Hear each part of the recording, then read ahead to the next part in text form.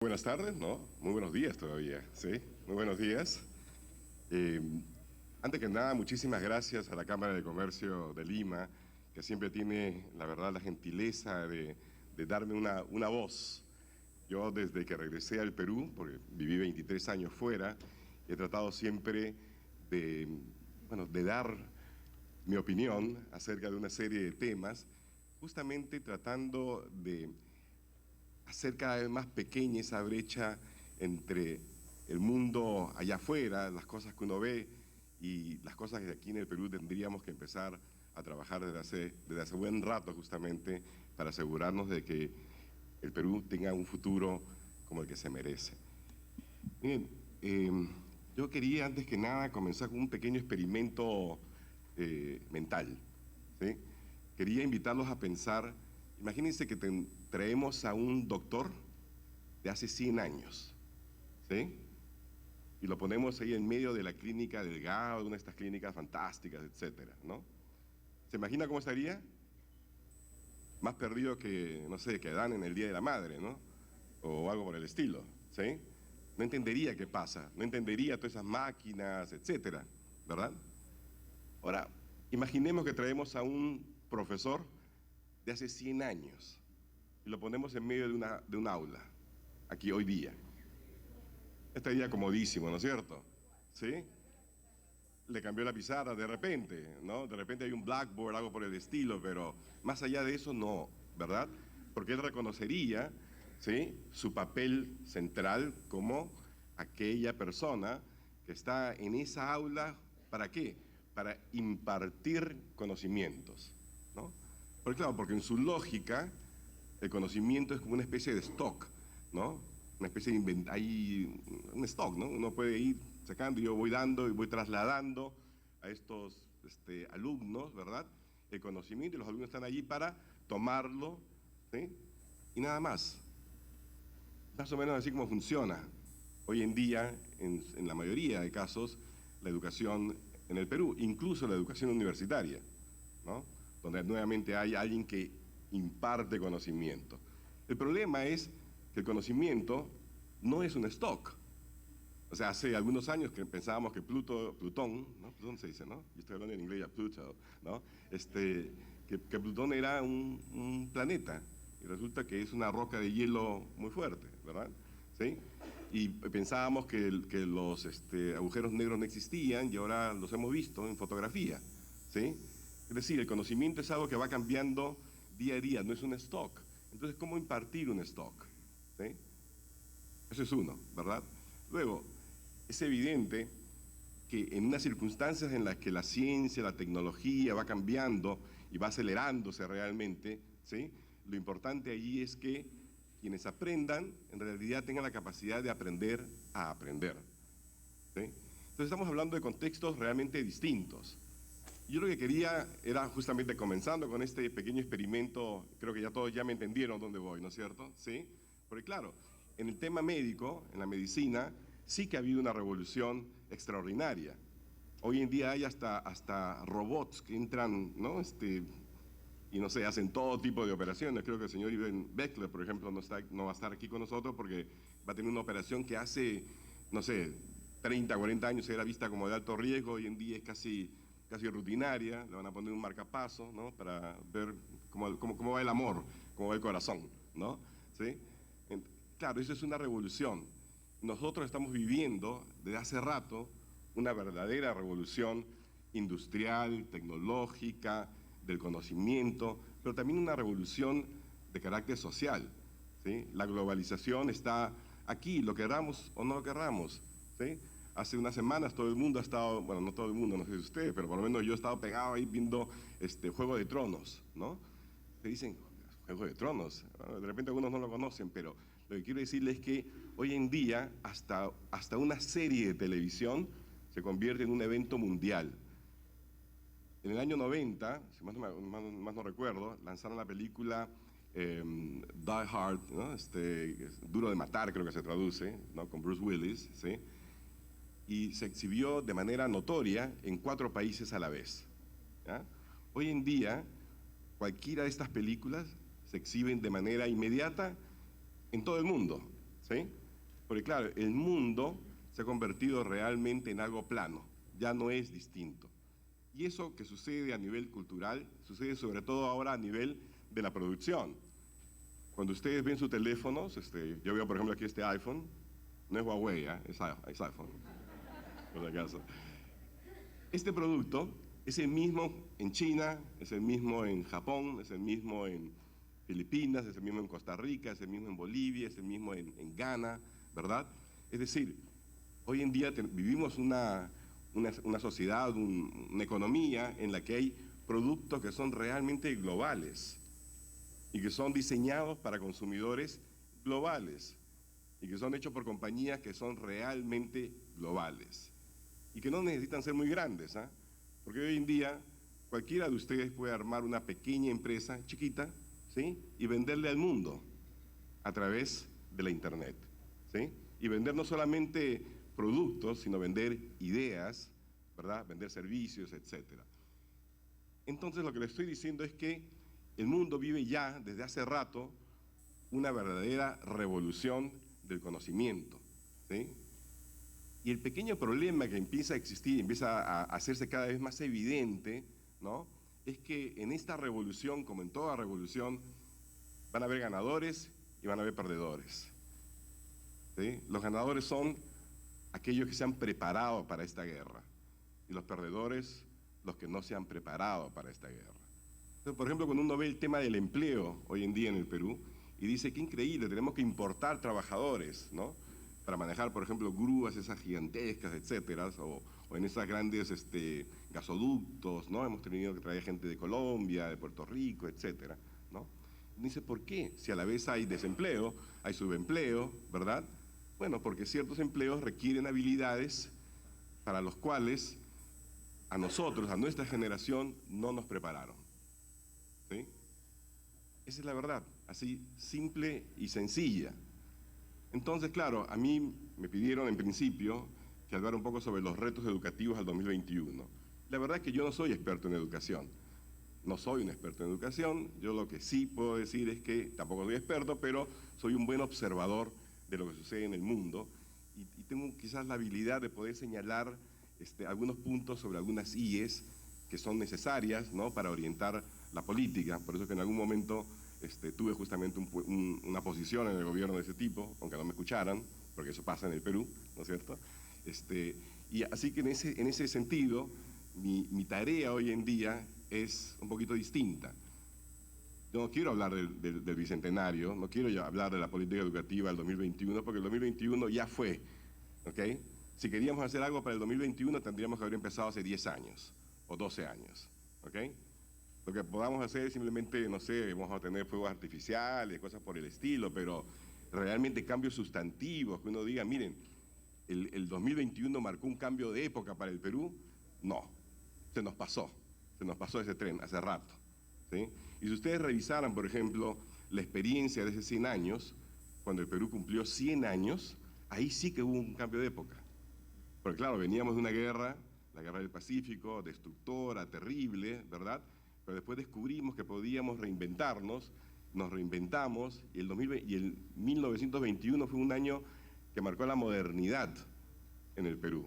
Ese fue el año en que ustedes pueden recorrer hoy en día, ¿no? Por el centro de Lima, ¿sí? Se hicieron cosas maravillosas como la plaza la Plaza Bolognese se inauguró ese año, ¿no? Paseo Colón, y un montón de otras bellezas arquitectónicas, que si lo ven ahí, por ahí busquen en internet, hay un film de la Metro Golden Mayer sobre Lima por esos años, y ustedes van a pensar que están en París, o que están en Budapest, o en alguna ciudad fantástica, ¿no? Eran años de la promesa peruana, ¿sí? Entonces, nosotros se nos pasó ese tren del 2021 lastimosamente. Entonces, ¿a mí qué cosa me interesa hablar hoy día? Quiero hablar de estos chicos que acaban de empezar a inicial, que tienen 5 años, y que al 2030, más o menos, estarán saliendo de la secundaria, ¿sí? Porque ellos sí que tienen una oportunidad.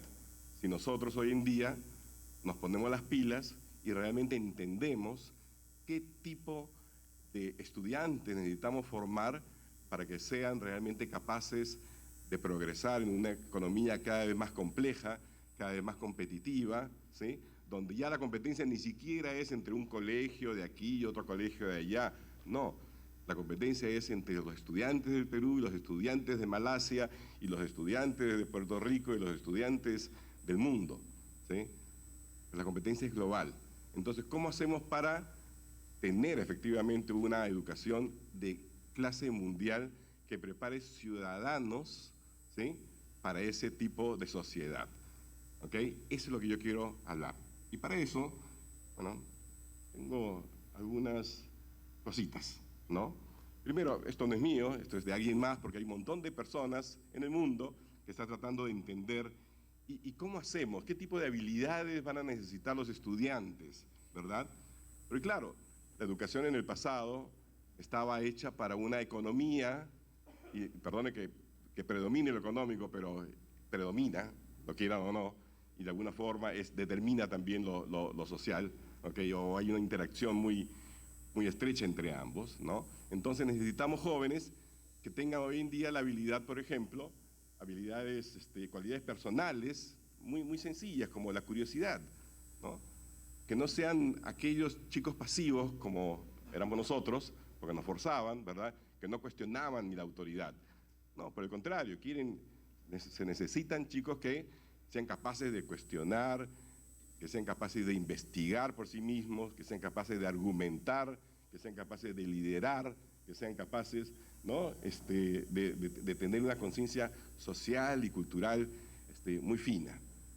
Porque claro, uno podría decir, bueno, hay valores distintos en distintas sociedades, es verdad, pero también ya hay una serie de valores que son de carácter universal, ¿sí?, que tenemos que nosotros, si queremos formar ciudadanos globales, necesitamos también que esos valores sean por lo menos internalizados. Me refiero yo a los valores, por ejemplo, ¿no?, de entender que hay mucha diversidad, ¿sí?, y que la diversidad debe ser tolerada y respetada, ¿sí?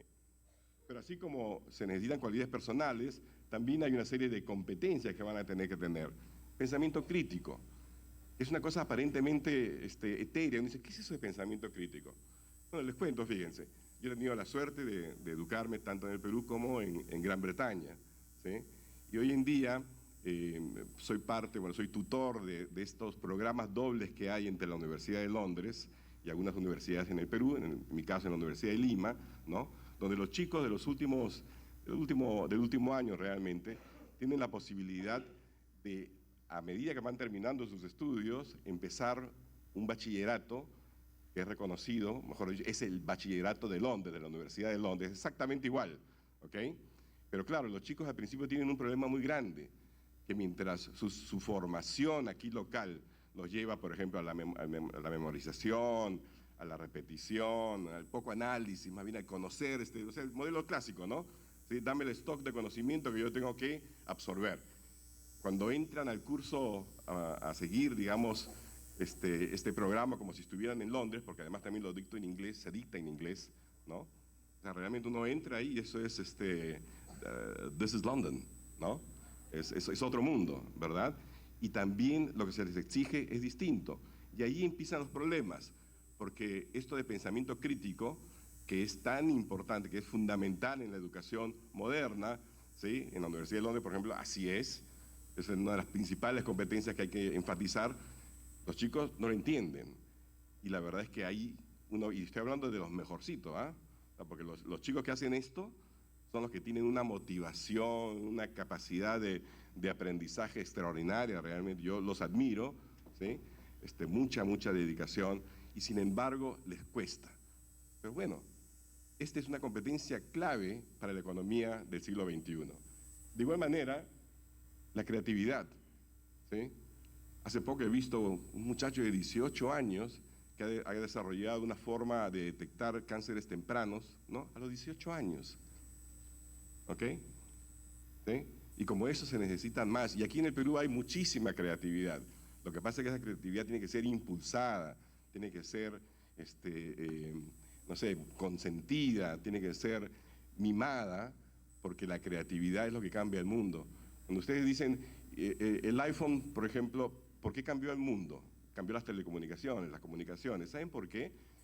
en realidad ninguna tecnología del iPhone cuando lo lanzan, ninguna tecnología era nueva. Todas las tecnologías existían desde hace 30 a 35 años, todas. Yo el año 95 tenía un aparatito, cuando trabajaba en la banca, porque los banqueros nos tenían como conejillos de indias para nuevos productos, y yo tenía una especie de teléfono sobre el cual yo escribía en la pantalla, le ponía una antenita y tenía internet, o algo parecido al internet, ¿no? Desde el año 95, ¿sí? Entonces, ¿qué fue lo que cambió? Bueno, la creatividad, hacerlo, el diseño, hacerlo así bien planito, bonito, ¿verdad? Esas cosas hay que estimularlas. Si yo les preguntara, por ejemplo, ¿cuál es la maestría más demandada en los Estados Unidos? Que a pesar de todo sigue siendo el país líder en temas, digamos, de educación universitaria, ¿no? Se sorprenderían de saber que no es la maestría típica del MBA, la maestría en administración de negocios, no. Es la maestría en Fine Arts, en diseño, en arte. ¿Okay? Porque allí está la creatividad, allí está realmente lo que está moviendo al mundo, ¿sí? Entonces los chicos del siglo XXI, de este siglo, ¿sí? Los que quieran tener esa educación de clase mundial necesitan tener eso. Y la creatividad hay que nuevamente impulsarla desde el principio, no hay que matarla, ¿no? Y eso implica todo un cambio en el modelo educativo. De igual manera la comunicación. Yo estoy contento de ver, por ejemplo, que hoy en día en los mejores colegios de Lima, por lo menos no sé en el resto del país, pero se estimula la oratoria, las competencias, ¿no? Y hay chicos que están yendo en este modelo de Naciones Unidas a competir y ganan y son claro, nosotros tenemos esa capacidad, lo que pasa es que no la habíamos desarrollado. Entonces, esto que hoy en día es digamos, una provincia, digamos, de los colegios de élites, debería ser parte, más bien, de competencias nacionales de oratoria, juegos florales, declamación. La comunicación es importante. Ustedes ven, tenemos políticos, por ejemplo, que son incapaces de comunicar las cosas que a veces, buenas que a veces hacen, ¿no? Ministros que no saben comunicar. Y ese es un problema, porque si no hay comunicación al otro lado, pues uno siempre asume lo peor. Claro, casi siempre tiene razón cuando se trata de los políticos, pero sería importante que aprendieran a comunicarse. Entonces los chicos del nuevo siglo necesitan aprender a comunicarse, necesitan desarrollar esas habilidades también. En términos de aprendizaje fundamentales, claro, todo el mundo sabemos que o sea, si uno no sabe leer ni escribir, pues eso no te lleva a ninguna parte. El problema es que tenemos muchos chicos, ¿sí?, que son formalmente alfabetos, ¿verdad?, pero que no leen.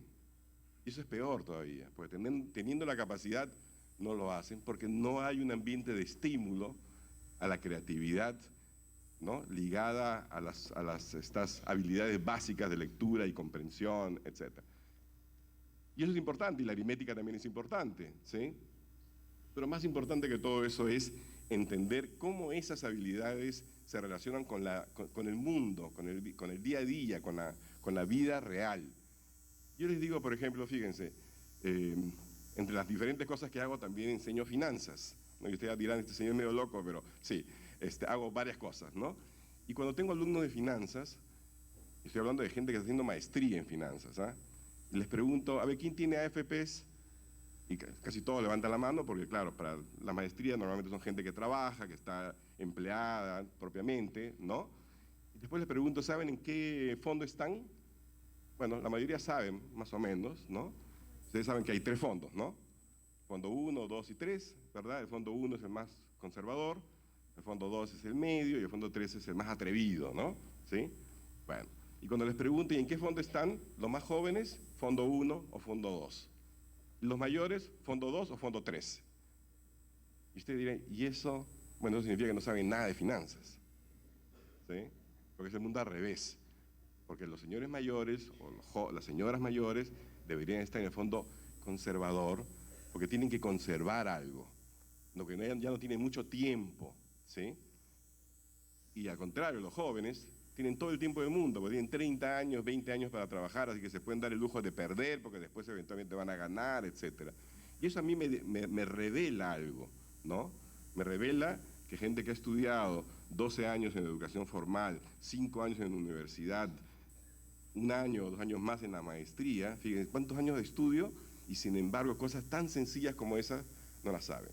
O como cuando alguien va al supermercado o a uno de estos lugares y encuentra ofertas que le dicen, no, cada uno vale 15, pero por 2.30, y dice, compro 2.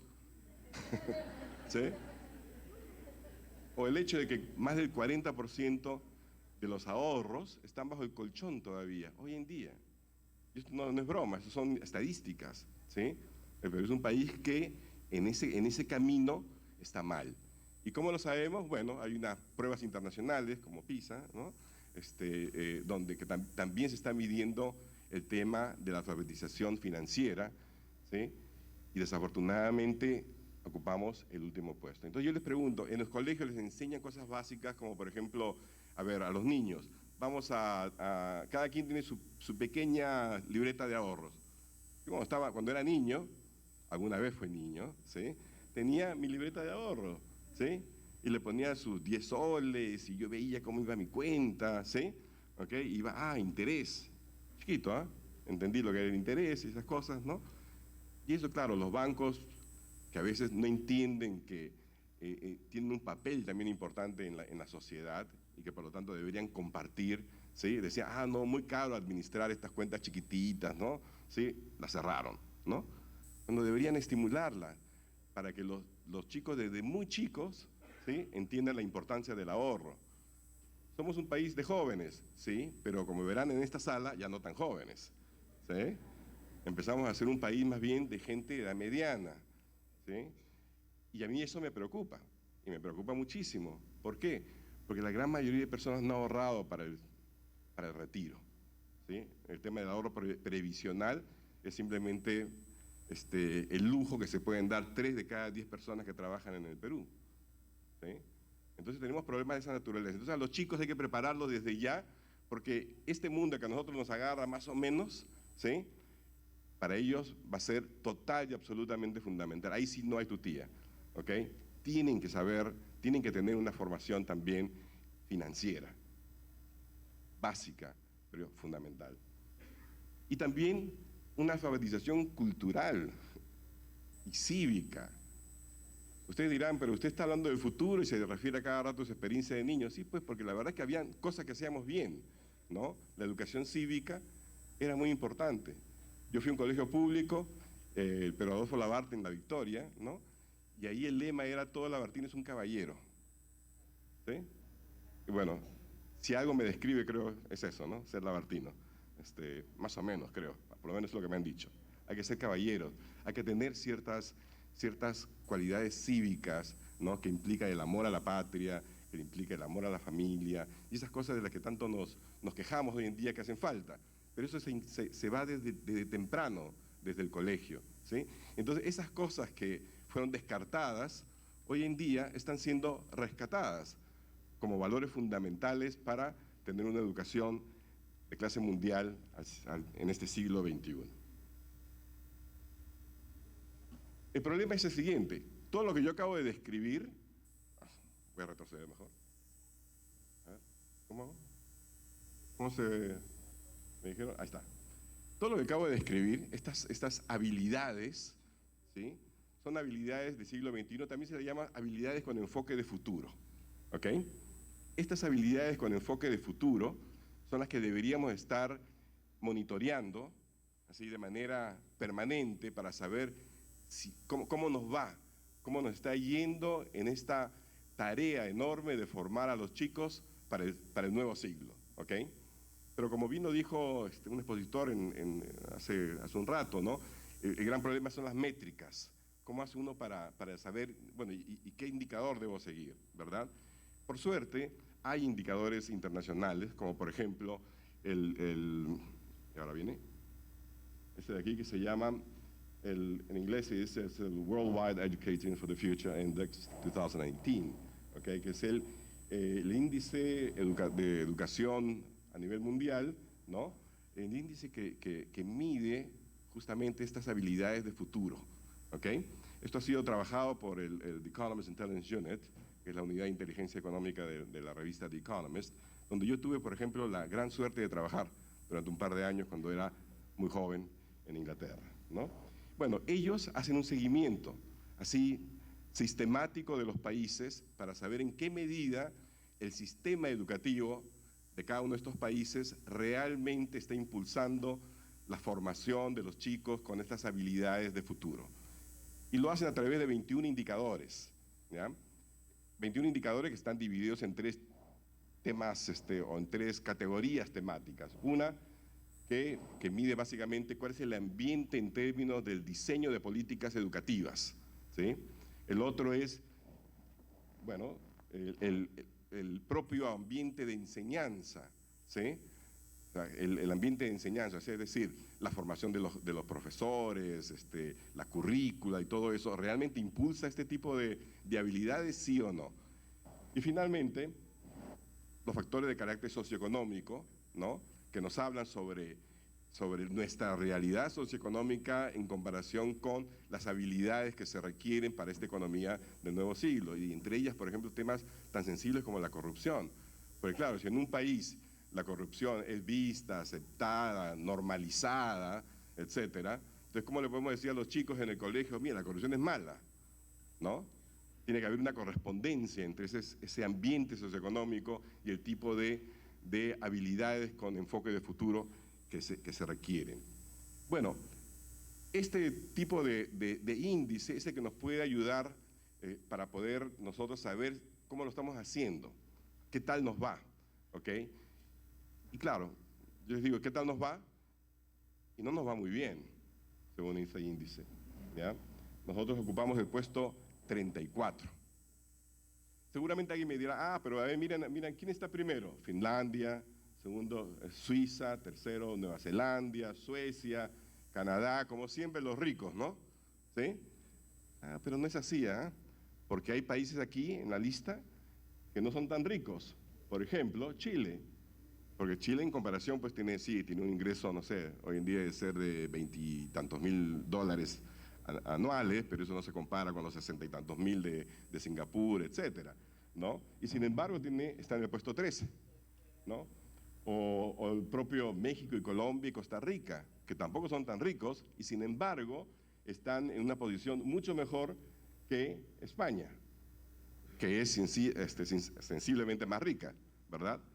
O un país como Ghana, en África, miren, que no es tan rica como Rusia, y sin embargo tiene un sistema educativo, ¿ok?, que permite la formación y el impulso a estas habilidades con enfoque de futuro mejor que otros, ¿ok? Entonces sí, el tema de los recursos es importante, pero no es determinante, ¿ok? Incluso un país de ingresos medianos como el Perú, no solamente podría, sino debería hacerlo mucho mejor de lo que lo hace. Pero claro, yo sé que las comparaciones son odiosas, pero hay que hacerlas, ¿ya? En el caso de América Latina, solamente de estos primeros 50 países que son los que el The Economist ha escogido, digamos, para seguir la pista, y que significan, si más no me equivoco, más del 80 y tanto % del PBI mundial de todas maneras, ¿sí? Bueno, aquí la distancia que nos separa de Chile, por ejemplo, son casi 17 puntos. La distancia que nos separa de México, 10 puntos. Y Colombia y Costa Rica, casi 9. En Brasil estamos muy cercanos, pero claro, o sea, dígame si ustedes creen que el sistema brasileño es tan edificante como otros. Por algo compartimos una misma crisis, llamada Lava Jato, ¿no? ¿Sí? Eso no es casualidad. Entonces, la pregunta, ¿qué cosas podemos hacer para mejorar, ¿no? Bueno, lo primero que yo le recomendaría al Consejo Nacional de Educación, a las autoridades, etcétera, es que analicen este índice, ya, si no lo están haciendo, yo espero que sí, pero si no lo están haciendo, léanse todo el estudio y vean numerito por numerito, indicador por indicador. Hay 21 indicadores, ¿ya? Algunos de ellos son, digamos, referenciales. En la mañana se habló de que, por ejemplo, no habían, en el caso de la enseñanza del inglés, no había un indicador muy confiable. Bueno, aquí hay un indicador internacional que es hecho por una entidad, digamos, respetable, con credibilidad, ¿verdad? Y que nosotros por lo menos deberíamos utilizar si no hay localmente, digamos, los indicadores necesarios, ¿ok? Pero entonces lo primero es una recomendación a las autoridades y a todos ustedes que están en el mundo de la educación. Denle una mirada, A mí no me pagan por hacer promoción, ¿eh? A propósito. Es simplemente que me lo he leído, ¿no? Le sigo la pista, me parece espectacular y creo que nos ayudaría muchísimo, ¿okay?, a mejorar en ese sentido. Y cuando uno hace ese análisis, digamos, ya y lo lee, yo no voy a repetir todas las conclusiones, pero hay algunas cosas que me parecen interesantes mencionar, ¿no? Si me permiten. A ver. Bueno, lo primero es lo siguiente. Ya les dije, no creamos que el tema de la riqueza... ahí está el índice, este es a propósito de la página, la pueden encontrar en internet, se la bajan gratis. Es un white paper, es un documento de posicionamiento, ¿no? Está Economist Intelligence Unit, Worldwide Educating for the Future Index, ¿ok? Bueno, entonces, léanlo bien. Entonces les decía que hay varias cosas que podemos hacer, ¿no? Lo primero es entender que sí, el nivel de riqueza es importante porque no es casualidad, digamos, que ocupen los primeros lugares, pero no es determinante. Lo segundo es que el hacer el seguimiento a los 21 indicadores que tiene el índice, ¿no?, debe ser hecho de manera sistemática y periódica, ¿ok? Todo el tiempo, porque claro, ya les dije, vivimos una época en la que el cambio se va acelerando cada vez más. Así que aquí no hay como para decir, bueno, voy a hacer una revisión de aquí a 3 años más. No, a 3 años el mundo es totalmente diferente. Esto tiene que hacerse de manera sistemática y persistente, ¿ok? Luego, ¿qué otra cosa podemos hacer? Debemos entender que algo fundamental ha cambiado con relación al maestro, ¿sí? Ya les conté, el maestro de hace 100 años llega y se siente que él es, ¿no?, el centro del universo en su salón de clase, ¿ok? Y la respuesta debería ser un poco como la canción de Pink Floyd, ¿no? We don't need no education, ¿no? No queremos educación, dicen ellos, porque claro, no quieren ese tipo de educación. No queremos alguien que nos controle, ¿no?, alguien que nos limite. El papel del maestro ha cambiado de manera fundamental. Ya no es el centro de la preocupación, ¿ok? El centro es el estudiante. El maestro ha pasado a ser, en los mejores sistemas, ¿ok?, como el de Finlandia, de Polonia, etcétera, ha pasado a ser una especie de coach, una especie de entrenador, de motivador, un gareca, ¿no? ¿Sí? Un gareca del aula, alguien que descubre lo mejor en los chicos, ¿sí?, y los impulsa a ser justamente aquello que ellos pueden ser. Entonces eso es importante, porque claro, yo por lo menos cada vez que escucho que hay una reforma de la educación, etcétera, y todo el mundo habla del papel del maestro, y no escucho hablar de los alumnos. ¿Que los maestros ganan mal y que tienen que ganar mejor? Por supuesto que sí. Okay, eso sin ninguna duda. ¿Tengo poco tiempo? Ya culminé. Uy, ya estamos en rojo, perdón. Ok, entonces, ¿ven? La culpa la tiene aquí el señor Field, que me dijo que tenía como 40 minutos más, así que me iba a comer más tiempo, entonces me he explayado. Bueno, sí, entonces sí, el papel de los maestros, ¿ok? El tema de la diversidad y la tolerancia ante lo distinto. Y una cosa muy importante que no quiero irme sin decirlo, ¿no? El papel del sector privado, ¿ya? Por eso tengo este gráfico aquí, fíjense. Es increíble, ya lo dijo también el señor Figalo, aquí las universidades no conversan, las universidades son cada cual su propio mundo, no investigan, no hay revistas, digamos, de 3, 4 universidades en conjunto, no hay traslado, ¿no?, de profesores de un lado a otro, etc. Y no solamente eso, sino que no conversan con nadie en realidad, y menos con el sector privado. Miren esta universidad en Alemania, ¿ya? Una universidad fantástica, Hagen en Alemania, ¿ya? La descubrí porque fui a una conferencia sobre el tema textil, el tema de la moda, y resulta que ellos hacen cosas increíbles en el tema de la industria textil de manera cooperativa con las empresas. Miren, trabaja con 280 empresas, tiene 16 clases de investigación, equipos interdisciplinarios de todo tipo. Las empresas son las que están más cerca de los cambios en la economía.